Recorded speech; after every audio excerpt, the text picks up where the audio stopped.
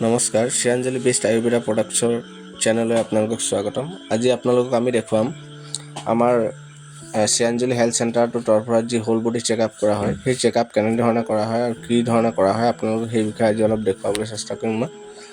এয়া দেখিছে আমি পেচেণ্টৰ কি ধৰণে হেল্থ চেকআপ দি হোল বডি। এয়া চাওক, আপোনালোকে নিজ চকুৰে আপোনালোকে মেচিনত চাই থাকিব পাৰিব আপোনালোকৰ হোল বডিটো কিদৰে স্কেন হৈ থাকে। আপোনালোকৰ লিভাৰ, কিডনীৰ পৰা আদি কৰি ইউৰিক এচিডৰ পৰা আদি কৰি গেছৰ সমস্যা, লিভাৰৰ সমস্যা, থাইৰয়ডৰ সমস্যা, সকলো ধৰণৰ সমস্যাৰ ক্ষেত্ৰতে আমাৰ এই মেচিনটোৰ সহায়ত আপোনালোকে হোল বডিত চেকআপ কৰিব পাৰে। আমি এনেধৰণে চেকআপ কৰোঁ।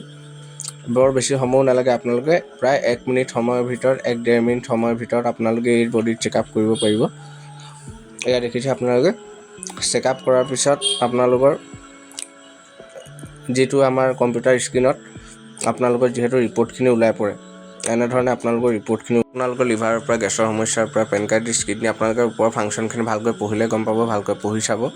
যদি আপোনালোকে আমাৰ পৰা এই হোল বডি চেকআপ কৰিব বিচাৰে, তেন্তে হ'লে আমাৰ তলত দিয়া সেই কণ্টেক্ট নাম্বাৰটোত আপোনালোকে কল কৰিব পাৰে। আপোনালোকৰ হোল বডি চেকআপৰ পৰা আদি কৰি আমাৰ চেণ্টাৰটোৰ ফালৰ পৰা আপোনালোকে যদি কোনোবা সমস্যাত, কোনো ধৰণৰ ৰোগৰ সমস্যাত ভুক্তভোগী হৈ আছে, তেন্তে আমাৰ চেণ্টাৰটোৰ ফালৰ পৰা এইখিনি চিকিৎসা আপোনালোকে গ্ৰহণ কৰিব পাৰে। গতিকে আপোনালোকে তলত দিয়া স্ক্ৰীণত দিয়া যিটো নাম্বাৰ আছে, সেই নাম্বাৰটোত কল কৰিব আৰু আমাৰ লগত যোগাযোগ কৰিব পাৰিব। ধন্যবাদ।